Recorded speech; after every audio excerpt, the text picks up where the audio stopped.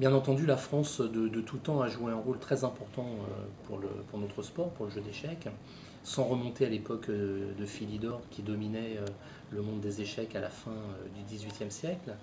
Il faut savoir que la Fédération française a été à l'origine de la création de la Fédération internationale en 1924. Cette même fédération qui a été créée en 1921, la Fédération française des échecs. Et puis il y a eu bien sûr une évolution assez lente, mais on, depuis une trentaine d'années, la France commence à rejouer un rôle important dans le monde des échecs, notamment sous la présidence de mon prédécesseur Jean-Claude Loubatière, qui a fait passer la fédération de 25 000 licenciés à 50 000, ce qui était bien sûr très très important, qui a sorti aussi les clubs des cafés. Alors c'est un bien et également un mal parce que ça avait son charme également de pouvoir jouer aux échecs dans les cafés, mais par contre il est clair avec l'arrivée des scolaires et de nombreux jeunes, puisqu'aujourd'hui la fédération est composée de 50% de moins de 13 ans sur ses licenciés, 2 tiers de moins de 20 ans. Il est bien sûr difficilement concevable de les faire jouer dans des cafés.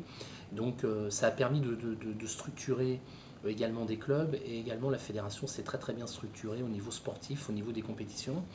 Donc au niveau de l'histoire, les faits marquants, bien sûr, c'est l'organisation de l'Olympiade en 1974 à Nice, par aussi l'un des grands présidents de la fédération qui était Raoul Berthelot, avec à l'époque le journal fédéral qui était Europe Échec, qui fait partie aussi on va dire de l'histoire des échecs français, même si aujourd'hui Europe Échec est une revue privée.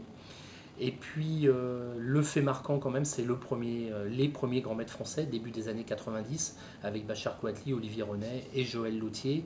Joël Lautier qui avait remporté le titre mondial junior en 1988. Ça a été un moment très fort. Et puis plus de 20 ans après, c'est Maxime Vachier-Lagrave qui donc est devenu aussi champion du monde junior et qui maintenant s'installe parmi les meilleurs joueurs du monde.